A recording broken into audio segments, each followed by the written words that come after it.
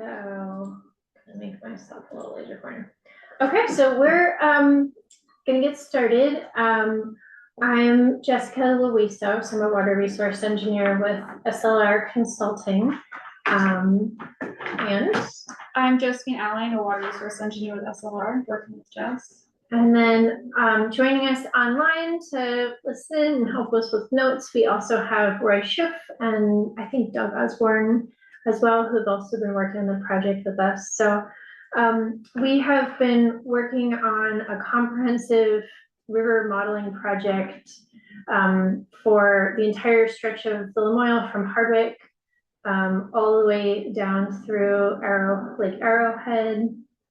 And we're going to be talking about that tonight, kind of starting with an overview of what that hydraulic model looks like, and then kind of moving into some alternatives. So, first off, it's just kind of what is the model? As I said, it's a hydraulic model and it is unique. There are, as far as we know, no other models in the state which comprehensively include the main stem of a river of this scale. A lot of times you have models that are broken up by town or potentially by county. But this is nice because it can show interaction of different sections of the river as you move upstream or downstream. So we are going to be focusing on the downstream portion of Georgia and Fairfax for tonight. This is a little bit of a zoom in. The areas that are kind of outlined in red are the portions of the river that are included in the modeling. So it's about 11 miles of the Lamoille River main stem and 1 mile of Millbrook and 1.7 miles of Stones Brook. So thinking about what it looks like, we're going to show you a little zoom in. So this pink line, I'm going to show you what it looks like in the model here in a second. Here is the terrain. We'll be looking at some slides that show the terrain. So these different colors indicate different elevations, with the river kind of being this kind of bluish color, higher land, the yellow getting even higher into the deeper green, and the highest land, where you wouldn't expect flooding in the red or the gray. So we might show some of these as we go through. So that particular cross-section location we were looking at, this is a view from in the model. So the idea is that you've kind of cut a slice of the land and are looking down the river. And in this case, the ground is our kind of black line with the dots.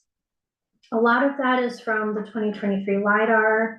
Then in the channel that is updated, but with either survey or information from the original FEMA FIS profile if we didn't have anything kind of more newer. You can see in this case we have the 100-year flood elevation colored in blue. We also include in all these locations information about buildings or land cover by putting in roughness information about the land cover. So you will be seeing some of these cross sections as we move through the presentation with the results. One of our other big inputs into the model is the flows themselves. So this is a hydraulic model, so we need to tell it how much water there is in different locations, and then it uses the cross-section information and the terrain to then figure out the depth and the extent of flooding. So the flows or the hydrology is an input that we put in. We are using the newest data available. FEMA has done a big new hydrology study that just came out in July of 2025, and we are using those flows. We've also checked them based on the gauge information that is available. Those are in the red. And all the different spots we change the flows in the model are shown in the blue dots here. So the model tells us a lot of different things that's really quite helpful. One is the extent of flooding at a particular storm event. On the screen here, we're showing an example of output for, this is the 25-year flood we're looking at here. You can see some different locations pointed out. So, you know, a lot of these are going to be, a lot of the results we're going to show are shown on an aerial photo or, you know, something to be able to kind of show the extent of flooding as well as the depth. So the depth is shown by the different colors of blue, with the much deeper water being a deeper blue and shallower water being kind of a lighter blue. For example, we've called out, you know, 12 feet in the river, 4.5 feet on this floodplain here. We also can see the velocity in different locations. We can also look in profile. So a profile is as though you've drawn a line down the middle of the river and sliced it. So you're looking at the river from the side. You know, here in Fairfax, you know, we have a pretty dramatic profile where the dam is located. You also can see bridges, these kind of little gray vertical lines or locations where there's bridges.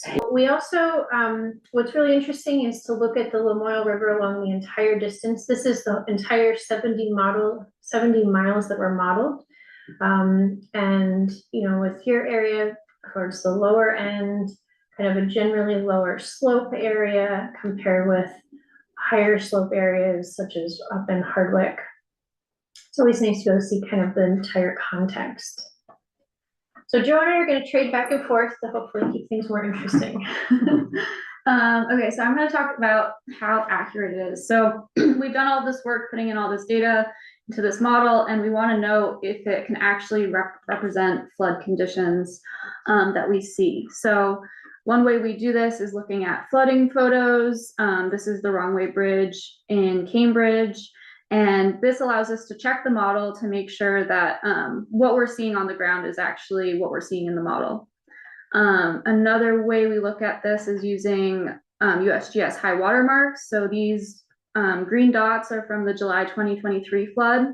And so this is showing that our model is accurately representing these flood patterns within about a foot, like 0.4 feet in some places, 1.8 feet in others. So it's not going to be exactly perfect, but it's going to be really good for comparing these alternatives and understanding the flood patterns in general in these areas.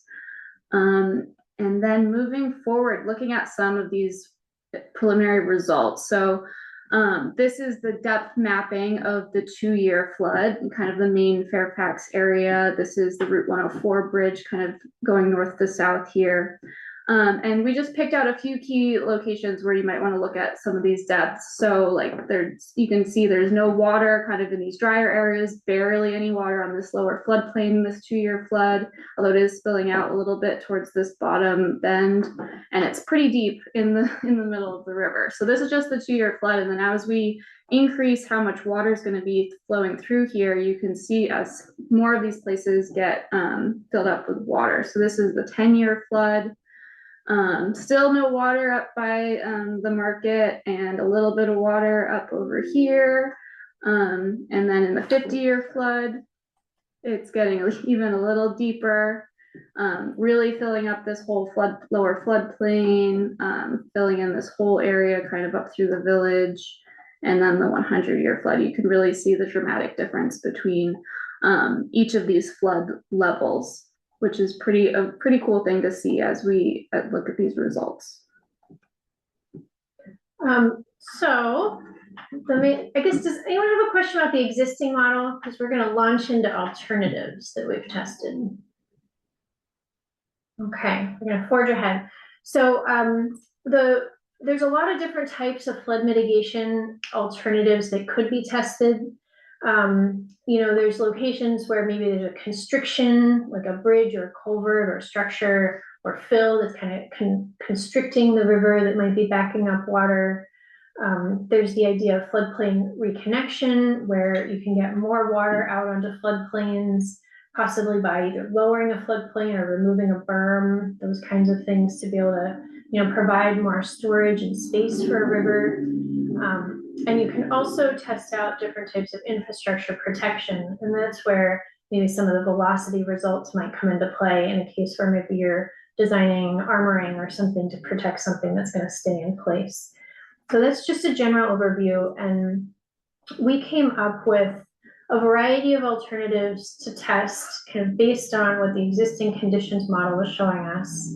And this is an overview of things we're going to talk about tonight. So starting kind of on the left side here, this is for this downstream. Hunt Street is here. We actually wound up looking at creating more floodplain storage across the river. So kind of, what's a field right now. Looking in a little bit further upstream, right in the village and in Millbrook, we've came up with some different alternatives, a lot of bridges and some floodplain, and then looking further upstream, kind of at the confluence of Stones Brook, looking both at bridges and possibly creating some more floodplain storage. So we are going to walk through these downstream to upstream, and then look at what they might look at like in combination. So there's a lot to look at. We're going to try to continue to move through it. And, I guess one of the things I would say is that there's also some alternatives that were kind of pointed out to us, that maybe a spot where there's been some erosion on a spot. And those are also places you could use the model to just look at what the velocities are expected to be to help design a protection project, but we're not getting into too many of them as part of this. We'll give one example. So Hunt Street was an area where it came up that the road itself was flooded quite often. And was there something that could be done to kind of maybe reduce the flooding on the road?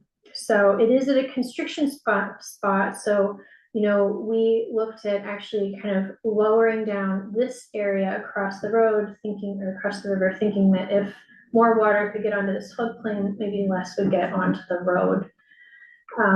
As a potential alternative. Here you can see the terrain with this green area actually being higher in elevation than the yellow area over here. So thinking, okay, if we could get this lower down, maybe water would preferentially go into the field instead of on the road. Looking in cross section. So again, this is as though you're sliced across the river, with the black dots being the existing ground elevation, the low part here being the river, this hump here being Hunt Street, the road embankment, and the pink line being our proposed floodplain if we could just go on in there and scoop out the dirt and create kind of this lower ground. And we actually found some really very exciting and interesting results. So this is a lot to look at. I'm going to explain what this is. So this is a profile, again, where we have our elevation on the vertical axis and then distance along the river in feet on the lower axis. So the black line is our river bottom. So moving from downstream, kind of near where that project at Hunt Street was, right down here. Moving upstream, we have our Route 104 bridge here. And then up here where everything goes vertically, this is the Fairfax Falls Dam. And then we have some results here. So the existing conditions water surface is this blue line for a large flood. So we're going to call it a large flood. It's the 100-year flow we have in there. And then we have the blue line here is our existing conditions water surface for a small flood. So in this case, it's the 2-year flood, just small flood. Mm-hmm.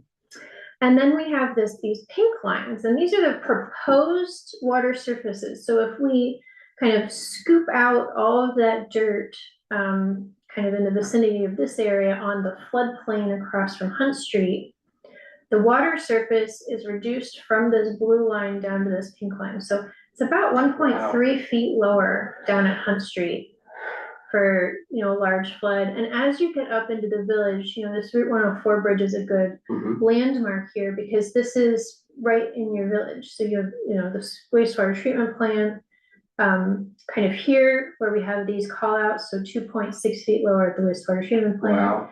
And as you get into the village, and I think what's also really exciting is that this flood benefit turns the corner onto Millbrook. So similarly, looking at a profile on Millbrook. So, the vertical axis here is still elevation, and this is where Millbrook joins the Lamoille, so at the confluence. So moving upstream from the confluence to the Steeple Market is, kind of right in this area here, kind of about 1.8 feet lower.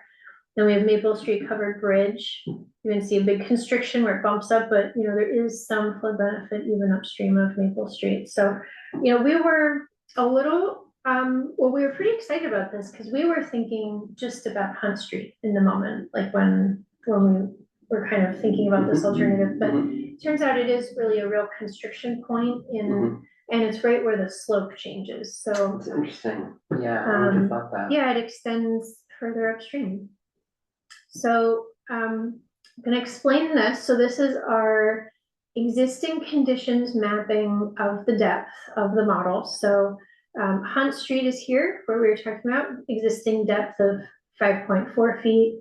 The project we were just talking about is this big kind of field here. We have the wastewater treatment plant call out there for depth. The back side of these kind of recreation fields near Steeple Market, or just downstream of Steeple Market, and then next to one of the houses up on Maple Street. So just, I'm gonna now flick to the proposed conditions and back again. So there's certain spots. I would maybe zoom in on like a spot, like maybe around the wastewater treatment plant as an example. You can see the floodwaters really recede in a few of these spots, and we actually call out what the change in depth is. This is a large flood. So, this project down here, you can see kind of the footprint of it here. Makes a difference. So like where the call out for the wastewater treatment plant 2 to 3 versus 0 feet 2 to 3. That's 2 to 3 feet. Wow. Yeah, and I think because this is at a break in slope, this is a planning level model to be able to say, okay, how might we be able to change flood patterns? I think this is a spot where it'd be really neat to be able to, and we did not get survey in here, so this is not new data. We didn't realize this would be such a big deal. Right. This is the kind of thing where, you're seeing some really big changes. It might make sense to get, like a feasibility study grant or something like that to be able to get some more survey right around this critical point and do a little more feasibility work about like, does this make sense? Because these are big numbers. Yeah, I can't believe it. That's not much. That's incredible. So I'm going to move on to another one. I'm trying to think of what is it? What's the existing land use there now? Is it just corn? It's an agricultural field. I don't know what it's planted with. I mean, someone is using it. So, yes, that is an active field. Yeah. That is, okay. Yeah. Yep. So, I mean, that would be discussions that would need to happen too. Like, is this, like, we haven't contacted landowners. We were literally just looking at what is the shape of the land, where are we seeing raises in water surface elevation, where could we maybe change something? So, I mean, you'll kind of see the same thing in this next one.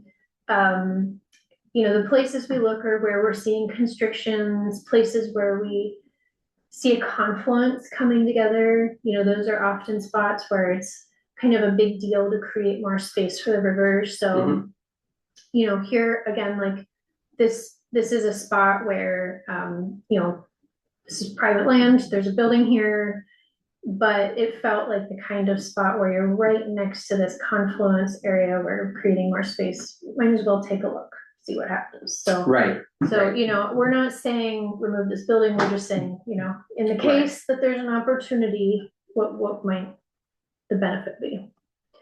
And Micah, so the house south of between Steeple Market and the river is the lot that we're looking at. I don't know if you can see it. Yep. Do you know what the status is of that? Are they tearing the house down? They are tearing that house down, and it would be what happens if we dig out the soil there and kind of just create more space for the river. In this case, we took out about 3 feet across that whole area and removed the building. Yeah, And, kind of similar profile to what we looked at, that change that we made with that little floodplain was just kind of right in this area, and it looks like it would lower water surfaces for especially these medium floods, kind of in the range of the steeple market up to 1.7 feet. wow. Really, really large floods. You can see these two lines, the existing and proposed lines are pretty close together. Like as you get up into a very, very large flood, the Lamoille is really covering like just so much in backwater, and you don't see as much of a benefit. Okay. Moving upstream a little bit, so we actually saw that a lot of the bridges, you can actually see it here. This is actually a really great example. So we're going to look at this bridge here now, this Maple Street covered bridge. And you can see that the water surface bumps up many feet here upstream of the covered bridge. So what that means is that the covered bridge itself is holding back water in a flood. The water is not able to all get out. So if we look here, I mean, we also love covered bridges and are in favor of, where possible, preserving them. So we were looking into different alternatives where maybe you could create more conveyance through there while still keeping the bridge itself. And one thing that pointed out, we saw like in the bridge itself is right here. The terrain doesn't show the bridge, but this is where the covered bridge goes across the river, with the river coming down and turning. And this green peninsula here is the fill associated with the road embankment, where the road comes up to the bridge. So we're actually looking at putting another culvert or little bridge, like kind of in this green area here to create more space. So in cross section, this is what it looks like, keeping the covered bridge, and then over in that fill, like in the road embankment, punching a culvert through. This one, for testing purposes, was 20 feet by 6 feet. Okay. You can do a single span box culvert that big. Okay. And it makes a big difference. Even for a very large flood, you're seeing, more than 1.5 feet of flood reduction upstream. So, there were some homes flooded just upstream of here where, this amount of flood reduction might make a big difference. We do have some depth mapping for this here. So this is basically where the bridge is. And we called out a point on the road on Maple Street and next to one of the houses. So this is existing. So if I flip to proposed, you can see it's almost 1 foot less water on the road surface and 1.5 feet about kind of these homes here. So, it seems like potentially a project to look at. We have some more bridges moving upstream. So yeah, moving upstream, we have the Main Street Bridge. This is like Route 104 coming through town. It's a pretty narrow bridge. It's definitely a constriction and it backs up water. So looking at the bridge, the existing conditions, it's about a 30-foot bridge. And then just for the purposes of this experiment, we were like, what if it was a 50-foot bridge? What if we widen this out just a bit more?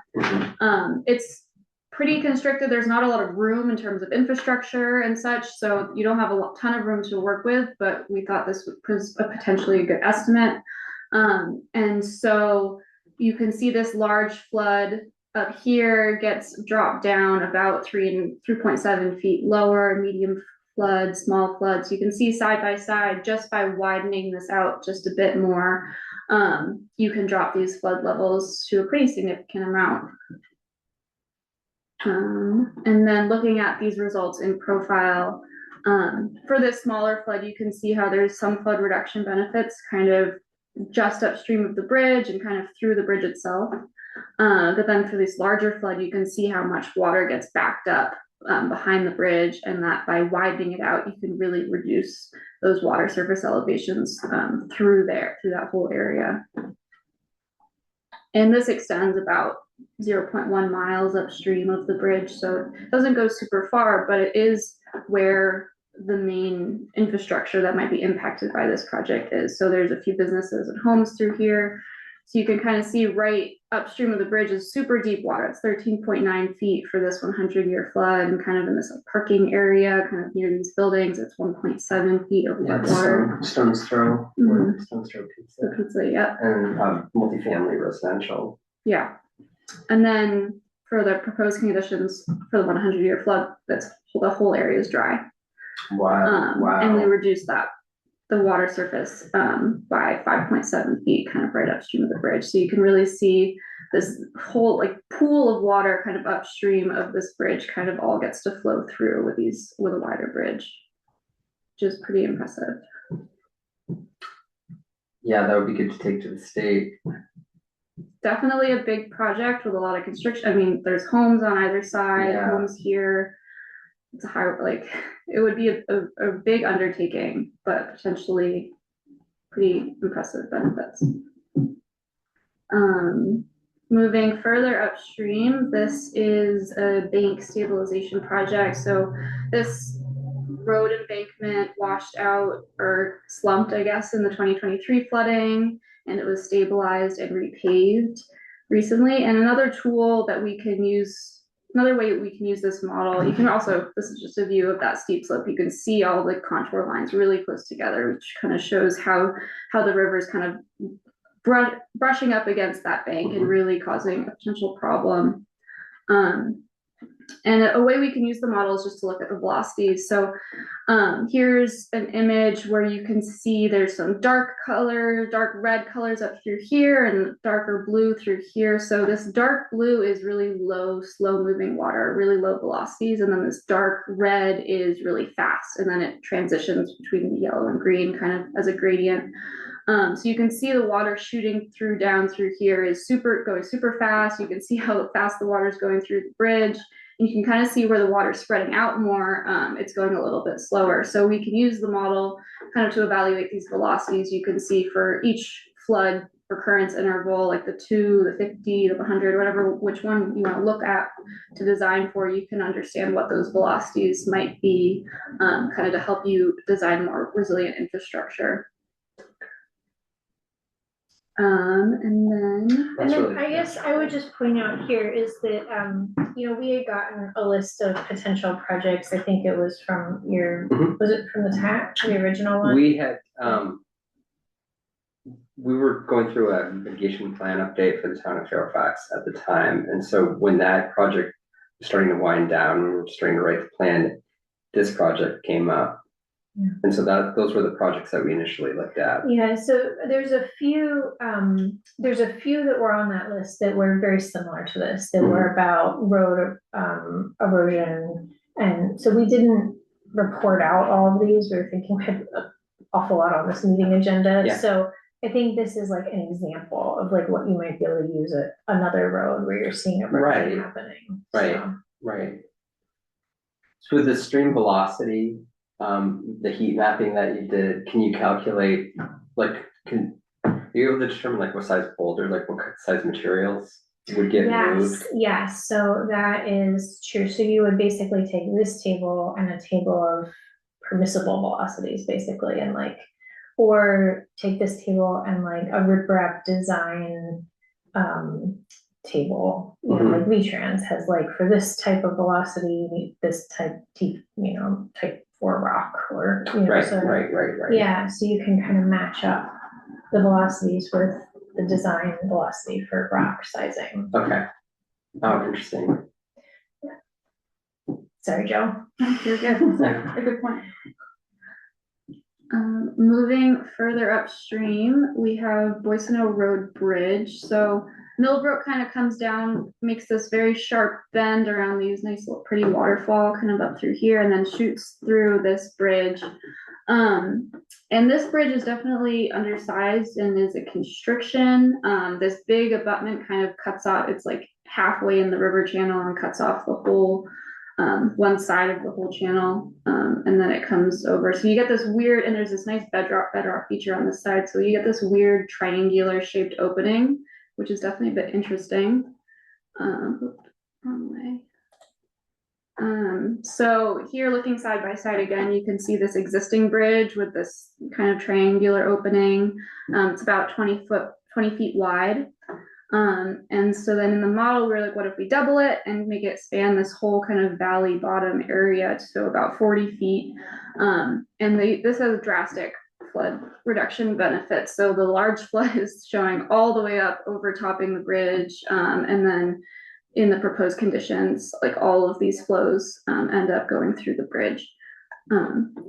So like 11.7 feet is really significant. 3.8 feet is also is quite a bit. So definitely really big numbers here and something to look at. Again, looking at the profile, you can see how much this water is kind of how much the bridge is holding back all of this water and backwatering all the way up through here. So looking at 6.4 feet of reduction for this large flood and about 2 feet for this smaller flood.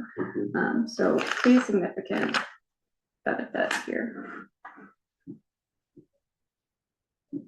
Okay. Switching rivers. So Stones Brook comes in. So here's Stones Brook, comes under River Road and hits the Lamoille here. So this road bridge has overtopped and been blocked by debris and flooded the upstream homes. So we looked at a couple of things here. One was, kind of similar to what we were just talking about, which is making the bridge bigger. And this is an interesting one because you can really see it in profile here. This is our River Road Bridge. The edge of our plot is our confluence with the Lamoille River. And this large flood is just flat through here. So the Lamoille River is just so high and this area is so low. So, even with that bigger bridge, for a very large flood, it doesn't really help. But there's a lot of kind of the medium floods where you might see some pretty significant benefit, So for this flood here, it went from overtopping and existing to the water going through it. So this is a project where, depending on the flood level, replacing this bridge could make a difference. We had this pretty neat photo, thought kind of really showed that story. So, with the Lamoille River flowing down, kind of making this hard turn, and Stones Brook coming in here. So River Road really just getting kind of backwatered from the Lamoille. This was the December 23 flood. What we thought was really interesting was like this spot over here actually isn't wet. Maybe there was some opportunity to kind of maybe create more space on this far side of the river, kind of away from the homes and bridge. So we did try a restoration project over here, floodplain restoration, where we looked at lowering, a piece of this field to create some relief. So this is looking at it in map view. This is that kind of ponded area at the confluence we were looking at. So, what if we did something drastic, like dug this whole field down? And here again, someone owns this and uses it, and it's a field, so it's not unused, but it's something to try out and see if it's worth it. So looking at cross section, cutting down about 6 feet and looking in profile. So this is along the Lamoille itself. So for a large flood, we have about 0.6 feet lower with a little bit less flood benefit, but this does extend all the way up to the Fairfax Falls Dam.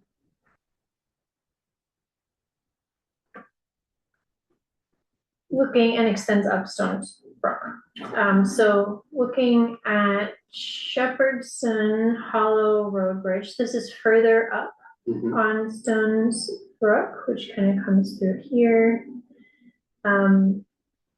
This is a nice new bridge, which we completely acknowledge, and, but it does seem like for large floods it is still a constriction, which many bridges are. I believe that was the bridge that was obliterated in the Halloween storm. Okay, of in the 2018.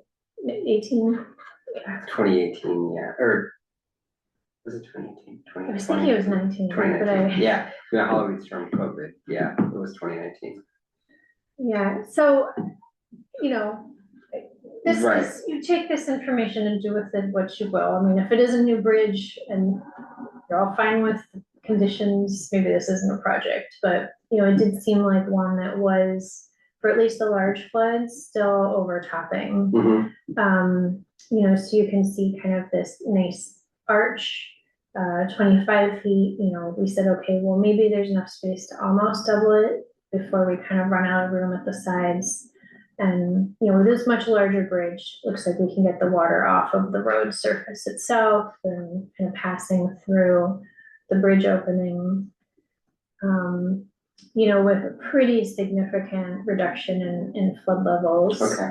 For, you know, the large, you know, almost 5 feet, and for the medium, almost 4 feet upstream. Wow. It does Yeah. look like there's, you know, at least one residence and maybe more than one that would be affected by this. So looking at the depth mapping here, the road itself is here. So calling out a spot on the road, so about almost 5 feet of flooding on the road for existing conditions, kind of near the house, a pretty large depth. Wow.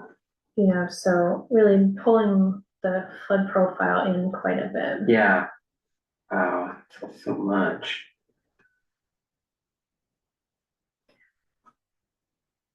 So, I mean, one of the beauties of the model is that, you know, we can see these spots that are backing up water and do a trial and, you know, just can have that information to discuss. So.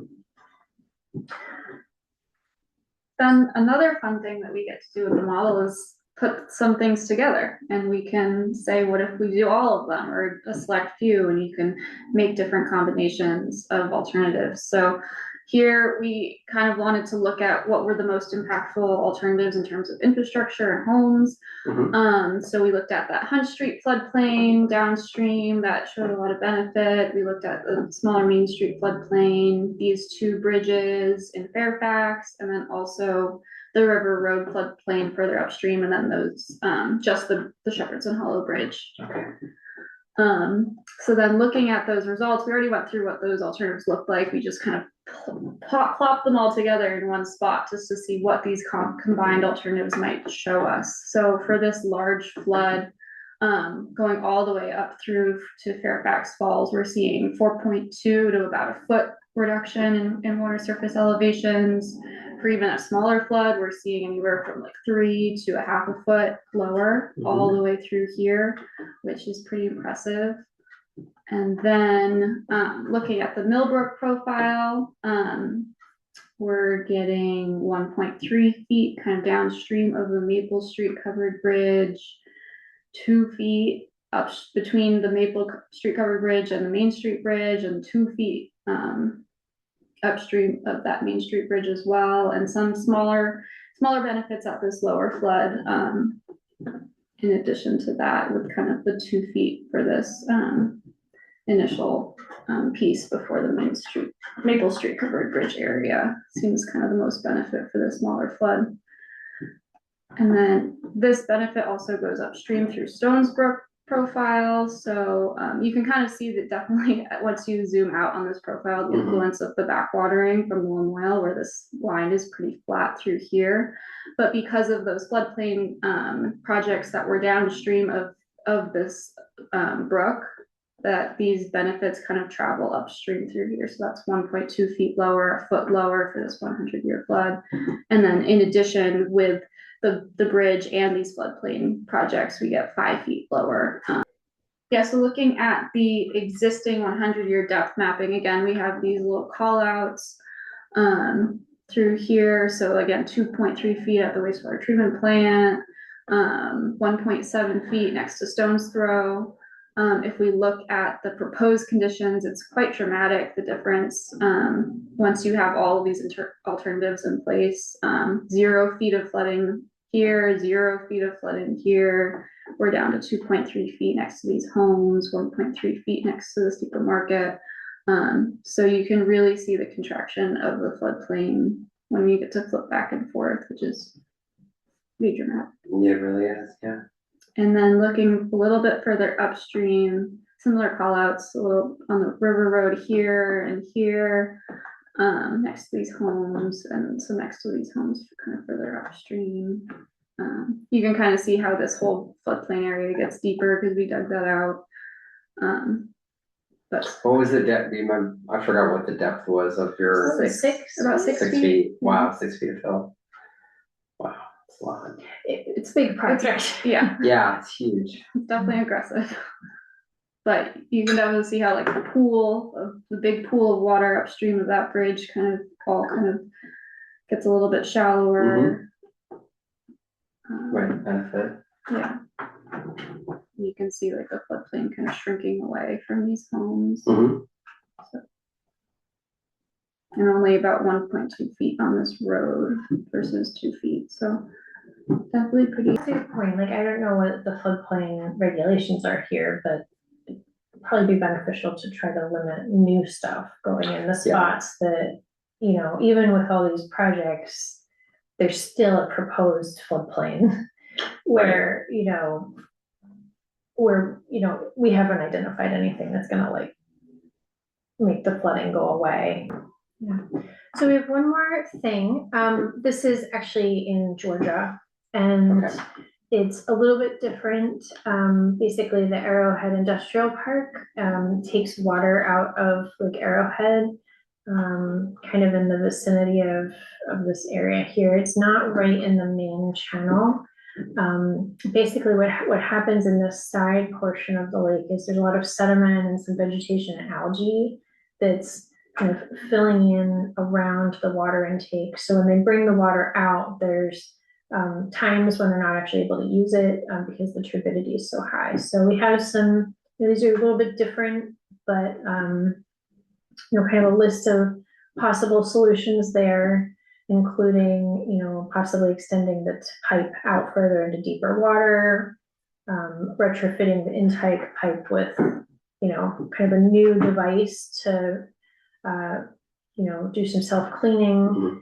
And then also really thinking about, you know, can they manage their system so that when they see the river flow is getting up to a higher level, when we know more turbidity might be being carried in, maybe just shut it off and like wait or use more flocculation. So there might be some things they might be able to do to kind of correlate the river flow to their operations. So we will be meeting with them. We just want to give a tiny preview, but we will be meeting with the water intake kind of folks who use this.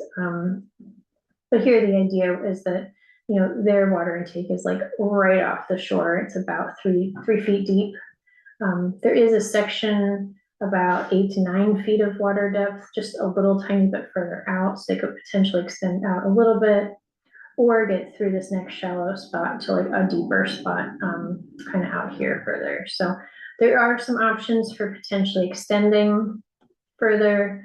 And then there are some options for kind of adjusting kind of the intake itself. So it would be taking in less turbidity and having some ability to kind of clean itself off automatically with some backwashing. Oh, wow. So that's what this kind of fancy drawing here is showing, you know, being able to kind of backwash the nozzle and kind of blow any debris or turbidity or sediment that's settled on it away from it.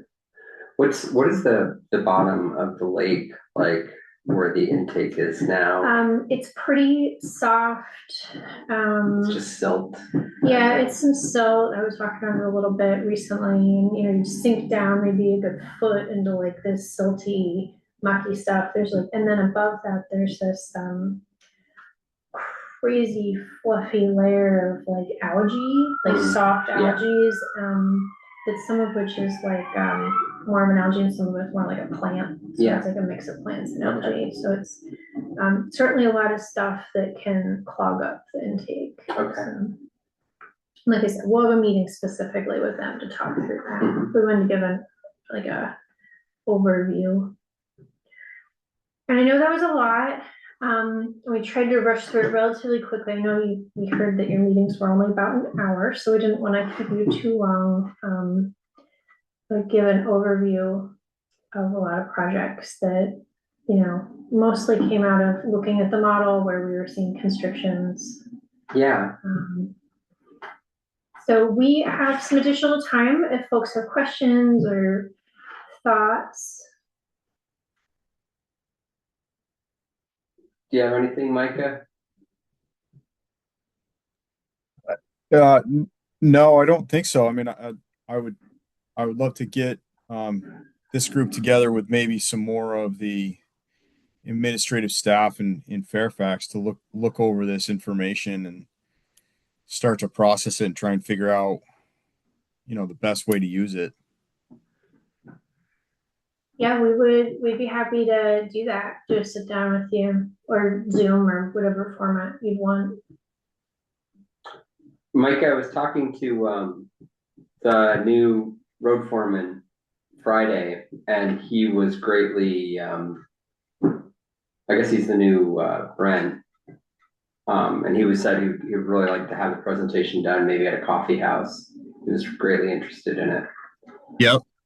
So I don't know, do I talk to Michael to try to get that scheduled? Yes. They're usually, the coffee houses are Thursday mornings at 9 at the town office, typically. I mean, they're not, obviously not this week. But we'll try to get you on here, especially because there's some new staff. And is that something where, like Micah is the fire person and somebody from? I haven't been to one, so Micah, what's the format? Those are kind of open to the public, and it would be a general informational session for them. I was thinking more of being able to get me, the town manager, public works, the zoning administrator, all into a room to hear this information from you guys. To start with that. Too. Any other questions? Reg, this is something that this type of modeling is something that regional planning, we were talking about internally with going in on another grant like this through the EDA for the Missisquoi River. Yeah, I like this format a heck of a lot better than the Silver Jackets presentation. So yeah, the Army Corps. Yeah. The only question I have is, obviously you're getting the water downstream. I mean, obviously there's got to be potential impacts for other areas that are flood prone as well. I mean, I can just see this having to snowball all the way down through, but I'm not a the heck do they call them? Water engineer. Yeah, that or flow engineer. But it's good to see you again. We worked together on the Marble Mill project. I know, Reg. I haven't seen you in a while. I was excited to see your name up there. Yeah. Oh, was part of that? Was that a floodplain? We did. It was a stormwater project. Stormwater. Okay. Yep. Yeah. Still working well too. Matter of fact. Great. Yeah, it's interesting to see, and I'm always fascinated about how do you piecemeal this together to lessen, like doing the restoration projects so that you're not impacting everybody. Well, I guess it would dissipate above stream, but does it, like, where are you creating a problem while you're trying to get to perfection? Like, are you creating other problems trying to get to perfection?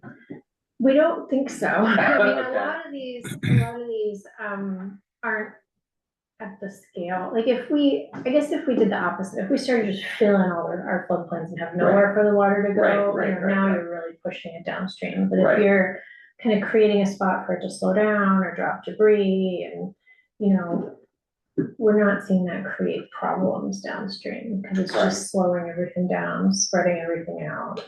Right, like if you're given a blank check and but you can only do one project a year, how do you sequence them? That Yeah. makes the most sense. So that's what I'm wondering, but I think anything. Yeah, and I think that's a good question. And sometimes it comes down to like what are the funding sources? Mhm. Who are the willing landowners? Maybe there's a restoration project at the Main Street Bridge happening for historic reasons, and you could piggyback with an overflow culvert, or Right, sometimes there's just these opportunities, to make improvements, or maybe if there is some development happening at that Main Street floodplain and there's a house going on in part of it, maybe there's an opportunity to do some site grading Mhm. to remove fill closer to the river at the Mhm. same time, potentially. I mean, I don't Right. know. right. Spearhead that, but Yeah, it seems like we're seeing flood benefits for all of these. Mhm. And, if there's a reason to go with one of them first,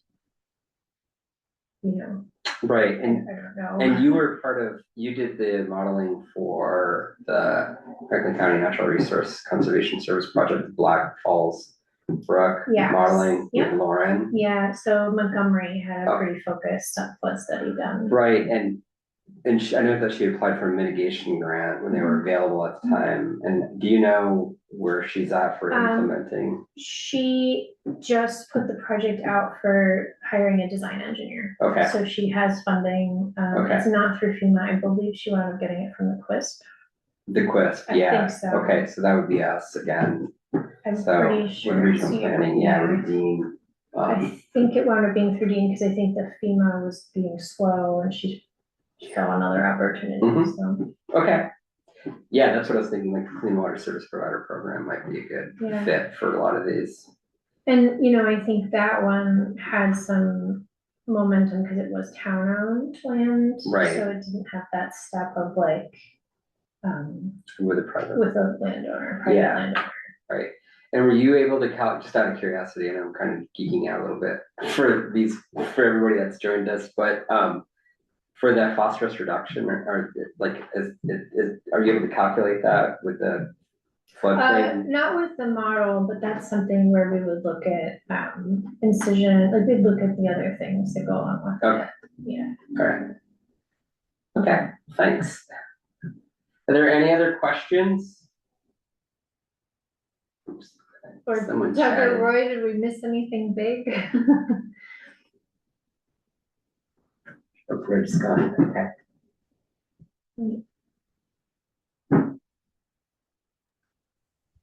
Nope, this looks great. Thanks, Roy. Mhm. Thanks, Roy. Thanks Well, for tuning in. I think in light of that, I think this concludes our REMC meeting until the next time.